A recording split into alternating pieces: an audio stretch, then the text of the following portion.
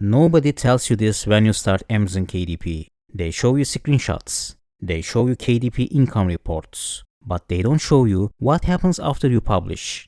If you have ever asked yourself, why is this not working for me? Am I doing something wrong?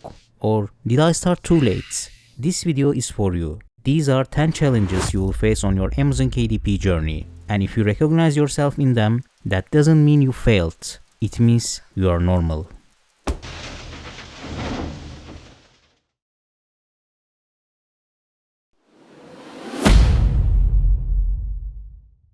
Wait, what? Amazon just terminated my KDP account and I don't even know what I did wrong. When you spend time on Reddit, the KDP community forum, or KDP related Facebook groups, you will often see posts about account terminations, suspensions, or blocked books. And yes, that creates a lot of fear. But here's what most people don't tell you. When you read those posts carefully, Amazon isn't always clear, but many publishers aren't either. It's easier to blame Amazon than to talk about guideline violations or shortcuts. So if you see those posts and think, Amazon KDP is not a sustainable business model, that conclusion is usually wrong.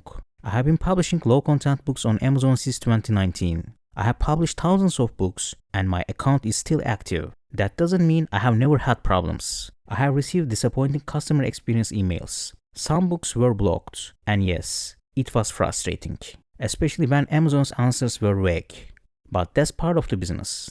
Most beginners run into trouble because they don't read KDP guidelines or ignore the license rules of third-party tools like Canva, which can easily cause copyright or compliance issues. So if those scary posts make you feel insecure, don't let them paralyze you.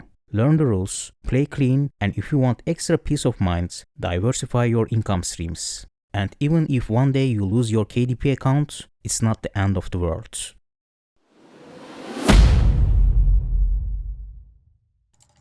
Wait, he's making $10,000 a month? I've been doing this for months. See, I only made $15 this month. I know you see flashy income screenshots on YouTube and Facebook all the time. Some people, especially Amazon KDP beginners, feel motivated by those numbers at first. But for most of the community, the result is disappointment. Because sooner or later, they start comparing those screenshots with their own dashboards. Just for context, about a year ago, I ran a poll asking how much people earn from Amazon KDP per month. The participation wasn't huge, but the result was very clear. More than 75% said they earn less than $100 per month. And honestly, that sounds pretty accurate to me. This alone shows that Amazon KDP is not a get-rich-quick scheme. On top of that, in one of my previous videos, I showed how easily those income screenshots can be manipulated. And I want to show this again because the more people see it, the fewer will get trapped by fake KDP gurus and scammers. For example, this was my real KDP dashboard when I recorded that video. My royalty for that day was $20 and 12 books were sold. Not my best day, but watch this. If you right-click, inspect the page, and tweak the numbers just a little, here's the code where the royalty amount is written, $20.58. Change that to $200.58. Looks much more impressive, right? And if you also change the order count from 12 to 120, now it looks like I'm absolutely crushing it. I could record my screen like this and suddenly become a KDP guru selling you a course. That's why you should never compare your dashboard with others, because some of those numbers may not even be real. And even if they are real, everyone's journey is different. The only comparison that actually matters is this: your dashboard this month versus last month, and this year versus last year. That's the only comparison that leads to better decisions. My book was live. I changed a few things. Now it's blocked. One of the most stressful parts of Amazon KDP is dealing with bots and automated moderation. Books can be blocked, flagged, or rejected for reasons that are unclear or sometimes just wrong. Because of that, many publishers become afraid to update their books at all. And yes, unfortunately, this really happens. One big reason is that KDP rules change over time, especially metadata guidelines. For example, today Amazon clearly says you shouldn't repeat generic keywords like notebook, journal, gifts, or books in your title or subtitle. But here's the confusing part. If you look at low content books published 5 or 6 years ago, many of them do exactly that. Why? Because back in 2019, this rule didn't exist. You can even check it using the Wayback Machine. The guideline simply wasn't there. And this creates a real dilemma. I personally have books from 2019 that still sell today. But I'm very careful about updating things like description or keywords. Not because I'm lazy, but because I don't want to trigger the bots. From my experience, price updates are usually safe. But metadata changes are where many publishers get nervous. So if editing your book feels risky, you are not overthinking it. You are reacting to a system that keeps changing the rules. If this is you, you are normal. I published hundreds of books and still make only $5 to $10 per month.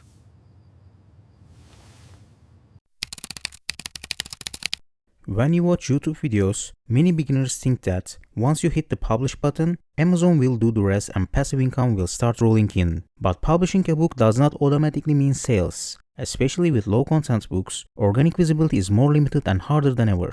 Even if your listing looks good and your cover is decent, sales can still be very slow if the niche is highly competitive or dominated by strong bestsellers. For example, niches like bold and easy coloring books, where brands like Kokowaya already control a big share of visibility. In some niches, getting visibility is extremely hard, and running ads may not even be profitable. That's why niche competition matters before you publish, not after.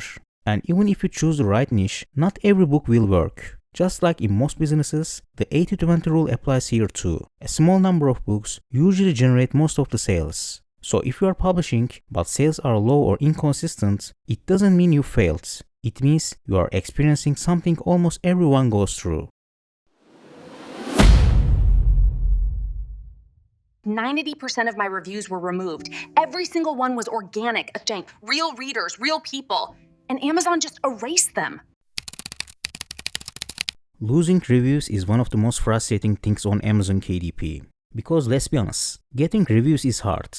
So when reviews suddenly disappear, it feels like you are moving backwards. And yes, it can hurt your sales and rankings. But here's the part many people don't tell you. This happens on Amazon from time to time. Reviews can be removed for reasons you don't control. Amazon bots may flag them as suspicious. The reviewer's account might look inactive or abnormal. Or Amazon may suspect incentivized or AI-generated reviews. And the key thing to understand is this: you usually don't get a clear explanation. That's frustrating, but it doesn't mean your business is broken.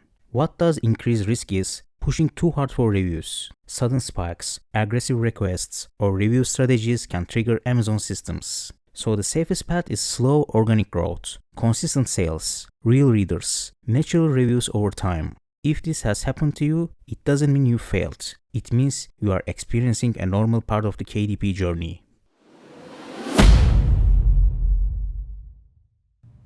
AI puzzle books killed this niche. Too much supply, no sales anymore. Yes, this is real. With AI tools, the entry barrier for many low content and even medium content niches has dropped significantly. As a result, Amazon is now flooded with AI-generated books and many markets are heavily saturated. Amazon is not against AI-generated content. They simply require you to disclose it and take responsibility by clicking "I own the copyrights." But the reality is that copyright around AI-generated text and images is still a gray area. And honestly, this issue is not likely to be solved anytime soon as AI companies become more powerful each year.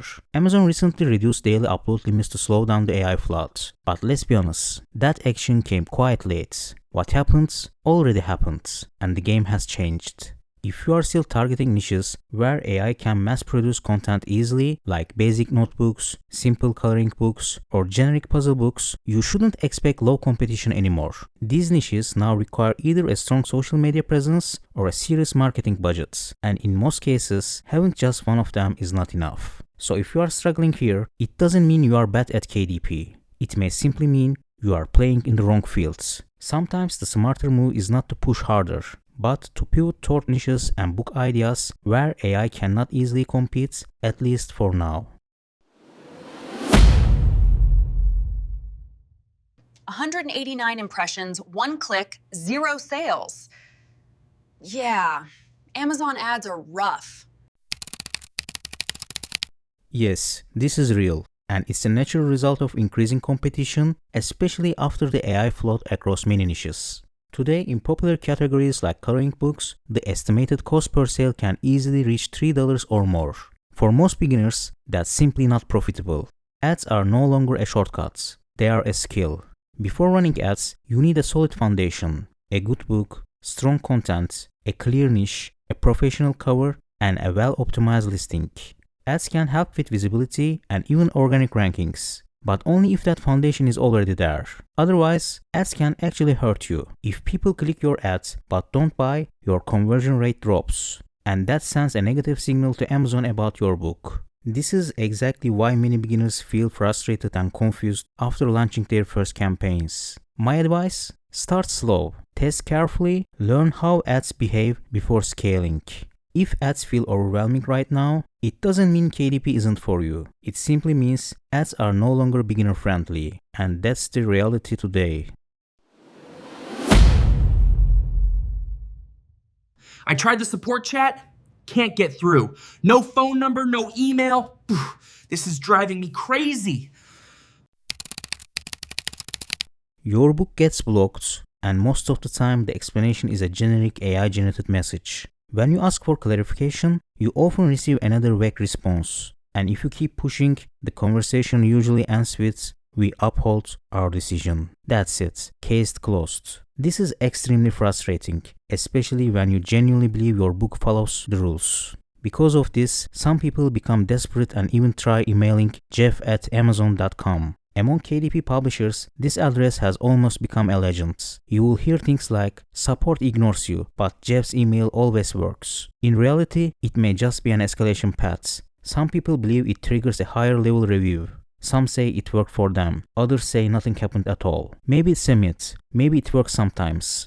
But what's clear is this: it doesn't guarantee a human response, and it definitely doesn't guarantee a reversal. Personally, I have never had my account suspended or terminated.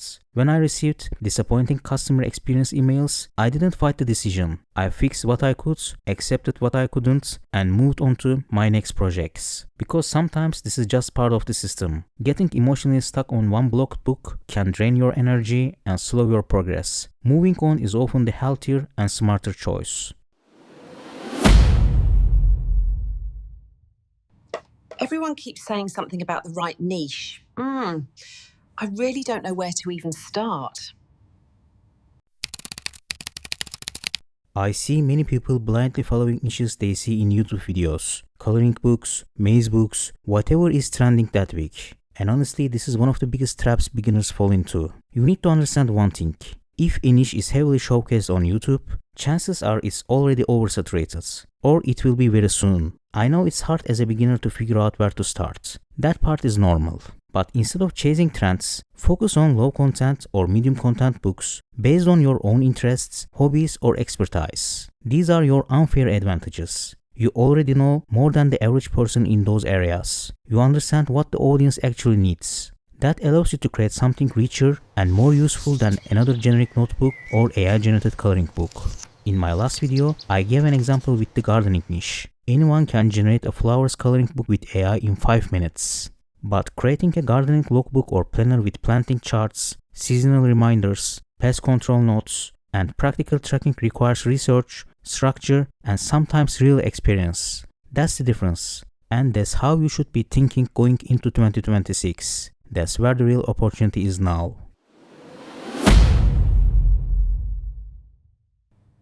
Every time I look into KDP, it feels like everyone started years ago. I'm already too late.